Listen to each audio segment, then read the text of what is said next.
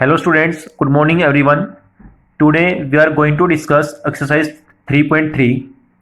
So in question number first, it is given that solve the following pair of linear equation by the substitution method. ठीक है बेटे, तो यहाँ पे मैंने लिखा है यहाँ पे.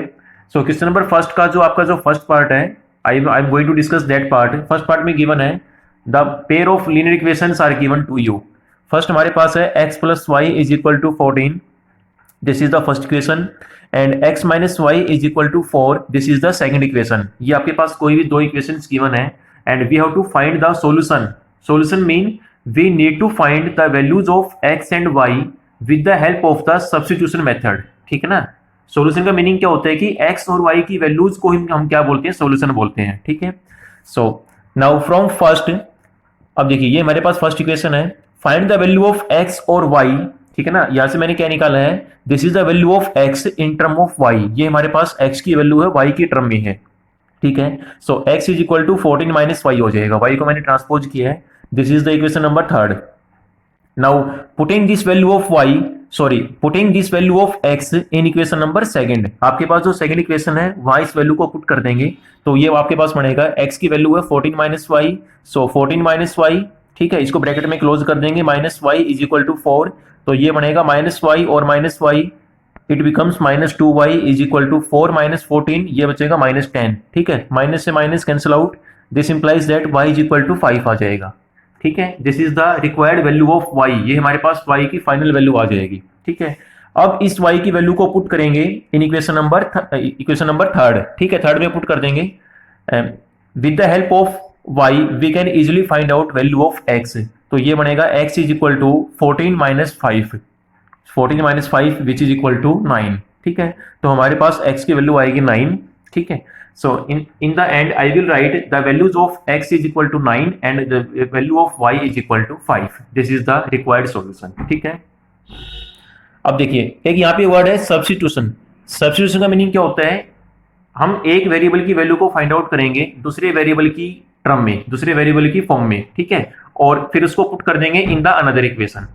जिस इक्वेशन से आपने वैल्यूज को फाइंड आउट किया है उससे डिफरेंट जो इक्वेशन है उसमें पुट कर दो आप. ठीक है. सो क्वेश्चन नंबर फर्स्ट के आपके जो रिमेनिंग पार्ट्स हैं, second, third, fourth, fifth and sixth, वो आपके बिल्कुल सारे सेम एज इट इज हैं, इसी पैटर्न के ऊपर बेस्ड हैं. You can do yourself. Now okay. उसके बाद क्वेश्चन नंबर सेकंड आपका है, वो भी बिल्कुल आपका क्या है, सिमिलर पैटर्न्स के ऊपर बेस्ड है. ठीक है. वो भी आप खुद कर सकते हैं. Further I will discuss question number third. Question number third में गिवन है, आपके पास गिवन स्टेटमेंट है द डिफरेंस. तो बेटे यहाँ पे हमारे पास गिवन है, आपके पास कोई भी दो नंबर्स गिवन है. ठीक है ना. Let the first number is x and another number is y. ठीक है. यहाँ पे मैंने x को मैंने फर्स्ट नंबर सपोज किया है and y be the another number. ठीक है. Now according to the given information और you can say according to the given statement और अकॉर्डिंग टू गिवन क्वेश्चन. ठीक. आपके पास गिवन है. देखिए एक यहाँ पे कंडीशन है, यहाँ पे मैंने y को x से मैंने ग्रेटर सपोज किया है. आप यहाँ पे x को y से भी ग्रेटर सपोज कर सकते हो. ठीक है ना. x ग्रेटर देन y और y greater than x, it is totally depends on you. ठीक है. सो यहाँ पे है according to the given information the difference of two numbers is equal to 26. तो यहाँ पे लिखेंगे अगर आपने y को x से ग्रेटर सपोज किया है तो ये बनेगा y minus x is equal to 26. This is the first equation. Clear. Now according to the second information, वो हमारे पास गिवन है first number is 3 times the other number. ठीक है. आपका जो फर्स्ट नंबर है वो सेकंड नंबर का क्या है, 3 टाइम्स है. So y is equal to 3x और x is equal to 3y. वो डिपेंड करता है कि आपने कंडीशन किस वे में सपोज कर रखी है. सो इक्वेशन नंबर सेकंड आपकी जो बनेगी वो बनेगी y is equal to 3x बनेगी यहां से. ठीक है ना. सो इसमें आपका मेन यही था. So with the help of equation number first and second we can easily find out the values of x and y. तो यहाँ पे हमारे पास y minus X equal 26, y is equal to 3x. इन दोनों equation की help से हम x और y की वैल्यूज को फाइंड आउट कर सकते हैं. ठीक है. The required values of x and y will be the required numbers. ठीक है. हमें नंबर्स को फाइंड आउट करना है. तो जो हमारे पास x और y की वैल्यूज आएंगी with the help of the substitution method, जो मैंने क्वेश्चन नंबर फर्स्ट के फर्स्ट पार्ट में जो डिस्कस किया है, आप उसी सेम पैटर्न पे इन दोनों इक्वेशन को भी हम इजिली सोल्व आउट कर सकते हैं. ठीक है. So they will be required numbers. This was the first part of question number third. After that, I will discuss. उसके बाद आपका जो सेकंड पार्ट है उसमें first of all I am explaining about the given statement. The larger of two supplementary angles exceed the smaller by 18 degree. Find them. ठीक है, them का meaning है हमें एंगल्स को फाइंड आउट करना है. ठीक है ना. First of all understand the given statement कि what is given in the statement. ठीक है, तो इसमें हमारे पास गिवन है the larger of two supplementary angles. First of all you must clear about the supplementary angles. Supplementary angles हमारे पास क्या होते हैं? If the sum of two angles is equal to 180 degree, they are known as supplementary angles. अगर किन्हीं भी दो angles का सम 180 डिग्री आ जाता है, जैसे एक एंगल आपका 70 डिग्री है and another angle is 110 degree. ठीक है, दोनों का जो एडिशन आएगा, दोनों का जो सम आएगा वो 180 आएगा. It means they are known as supplementary angle, they are said to be supplementary angles. ठीक है, तो देखिए if I talk about the solution of second part, the larger of two supplementary angles, ठीक है, smaller by 18 degree, find them. ठीक है, so let the larger angle is x. X को मैंने क्या सपोज किया है? आपका जो लार्जर एंगल है, जो ग्रेटर एंगल है, वो हमारे पास एक्स है and Y is the smaller angle. ठीक है, उसके बाद according to A T Q, इसका मीनिंग है according to the given question. ठीक है, वी गेट. अभी मैंने आपको बताया कि सप्लीमेंट्री एंगल्स में क्या होता है, दो एंगल्स का सम 180 होता है. तो इसमें लिखेंगे X plus Y is equal to 180. This is the first equation. ये हमारे पास क्या बनेगी? फर्स्ट इक्वेशन हो जाएगी. ठीक है, now according to the second equation, वो आपके पास क्या बनेगी? The larger of two supplementary angles exceed the smaller by 18 degree.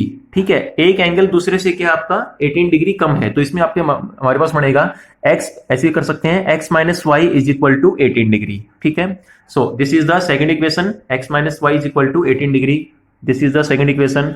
With the help of first and second equation we can easily find out values of x and y. हम x और y की values को find out कर सकते हैं. ठीक है, जो हमारे पास एक्स की वैल्यू आएगी, the value of x will be larger angle and the value of y will be smaller angle. इसने पूछा है कि फाइंड देम. ठीक है, हमें एंगल्स को फाइंड आउट करना है. Clear? So now I will discuss. इसका जो थर्ड पार्ट है वो आपको मैं वर्बली ऐसे बता देता हूँ.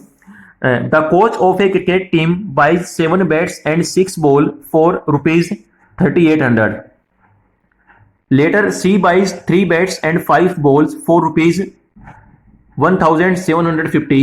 Find the cost of each bat and each ball. ठीक है, तो इसमें हमें इसमें क्या करना पड़ेगा? हम एक बैट की कॉस्ट को हम क्या सपोज कर लेंगे? ठीक है, ₹x हो जाएगा इसमें and ₹y is the cost of a single ball या ईच बॉल. ठीक है, so according to the given question, जो हमारे पास फर्स्ट इक्वेशन क्या बनेगी? 7x plus 6y is equal to 3800 and second equation will be 3x plus 5y is equal to 1750. दोनों को हम सोल्व कर लेंगे for the values of x and y.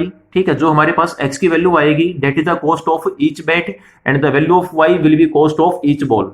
ठीक है, तो आपका वहां से कंप्लीट हो जाएगा. After that I will discuss fourth part. Fourth part में आपके पास स्टेटमेंट गिवन है the taxi charge in a city consists of a fix charge together with the charge for the distance covered for a distance of 10 km, the charge paid is ₹105 and for a journey of 15 km, the charge paid is ₹155. What are the fixed charge and the charge per kilometer? हमें fix charge और पर kilometre के according जो हमने charge को जो assume किया है, जो हमने लेट किया है, कंसीडर किया है, उसको हमें फाइंड आउट करना है. How much does a person have to pay for travelling a distance of 25 kilometre. तो देखिए बेटा इसमें क्या है, according to the solution of fourth part. ठीक है, हमें जिस चीज को हमें फाइंड आउट करना है हम उनको लेट कर लेंगे, सपोज कर लेंगे let the fix charge be ₹x and per kilometre charge be ₹y. ठीक है, एक को मैंने x लेट कर लिया, एक को मैंने y लेट कर लिया. Now according to the given question, देखिए फर्स्ट इक्वेशन क्या बनेगी?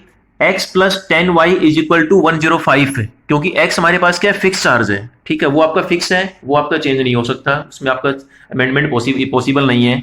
ठीक है, and for a distance of 10 kilometre. ठीक है, चार्ज पर किलोमीटर मैंने सपोज किया ₹y, तो y को मैं 10 से मल्टीप्लाई कर दूंगा according to the given statement. x plus 10y is equal to 105. This is the first equation. ठीक है, उसके बाद हमारे पास है फॉर ए डिस्टेंस ऑफ या for a journey of 15 kilometre the charge paid, total charge paid is ₹155. ठीक है, तो ये बनेगा x तो आपका फिक्स चार्ज है. ठीक है, तो हर केस में x तो हम लेके चलेंगे, x प्लस 15y, क्योंकि y को 15 से मल्टीप्लाई कर देंगे because he is talking about journey of 15 kilometre. x plus 15y is equal to 155. These are the required two equations. ठीक है, दो इक्वेशंस हैं, दो आपके अननोन वेरिएबल्स हैं x and y. These are the unknown variables. Clear? हम दोनों equations को सोल्व कर लेंगे for the values of x and y, ठीक है। सो जो हमारे पास एक्स की वैल्यू आएगी that is the fix charge, और जो हमारे पास वाई की वैल्यू आएगी दैट इज द चार्ज पर किलोमीटर, वो आपका डिस्टेंस के अकॉर्डिंग चार्ज है, और एक्स हमारे पास क्या है, फिक्स चार्ज है। Clear. So this was fourth part. After that I will discuss fifth part. So first of all, understand the given statement of fifth part. If fraction becomes 9 by 11, if 2 is added to both the numerator and the denominator, if 3 is added to both the numerator and the denominator, it becomes 5 by 6. Find the fraction. ठीक है, तो देखो बेटे, fraction आपके पास क्या है, x upon y या a अपॉन b की फॉर्म में होता है, या p बाई q फॉर्म में होता है, आप सभी को पता है। तो यहाँ पे मैंने सपोज किया है let the fraction be x upon y, ठीक है। आप यहाँ a बाई b भी ले सकते हैं, p बाई q भी ले सकते हैं, ठीक है ना, you can suppose any form. So now according to the given question, इसमें गिवन है if 2 is added to both the numerator, देखिए x बाई y, यहाँ पे x हमारे पास क्या है, न्यूमरेटर है, and y is the denominator, ठीक है। Upper part is called numerator and the lower part is called denominator. तो यहाँ पे if 2 is added in the numerator, तो x हमारे पास न्यूमरेटर है, उसमें 2 प्लस कर देंगे क्योंकि it is given in the statement, and 2 is added also added in the denominator also, ठीक है। तो ये बनेगा y प्लस 2, ठीक है। ऐसा इसमें चेंज करने के बाद, इसमें चेंज अप्लाई होने के बाद द फ्रैक्शन बिकम्स 9 बाई 11, तो इक्वल टू 9 बाई 11। तो यहां से क्रॉस मल्टीप्लाई करेंगे, after cross multiplication you will get this required equation 11x minus 9y is equal to -4, ठीक है। ये हमारे पास क्या है, क्रॉस मल्टीप्लाई करने के बाद ये इक्वेशन आपकी बन जाएगी। This is the first equation. Similarly in the second case, इसमें गिवन है if 3 is added to both the numerator and the denominator, ठीक है। सो ये बनेगा x plus 3 upon y plus 3, दोनों में हम 3 को प्लस कर देंगे, ठीक है। दोनों में 3 को प्लस करने के बाद फ्रैक्शन बिकम्स 5 बाई 6, तो equal to 5 by 6। Again we will do cross multiplication, तो यहां से क्रॉस मल्टीप्लाई करेंगे तो ये बनेगा 6x minus 5y is equal to -3। This is the second equation, ठीक है। Now these are the equation number first and second, and how many unknown variables are there, only 2 unknown variables x and y, ठीक है। दोनों equation को हम solve कर लेंगे with the help of the substitution method. दोनों को solve करने के बाद आपके पास x और y की वैल्यू आ जाएंगी, जो हमारे पास x और y की वैल्यू आएंगी उनकी हेल्प से आपका रिक्वायर्ड फ्रैक्शन आ जाएगा, ठीक है ना। तो यहाँ पे let the required fraction will be, मान लो आपके पास जो भी x की वैल्यू आएगी वो यहाँ पुट कर देंगे, ठीक है, और y की वैल्यू को नीचे पुट कर देंगे। So that will be the required fraction, ठीक है। So question number 5 is completed, sorry fifth part is completed. इसका जो 6th पार्ट है वो काफी इजी है, वो आप खुद भी ट्राई कर सकते हैं, ठीक है।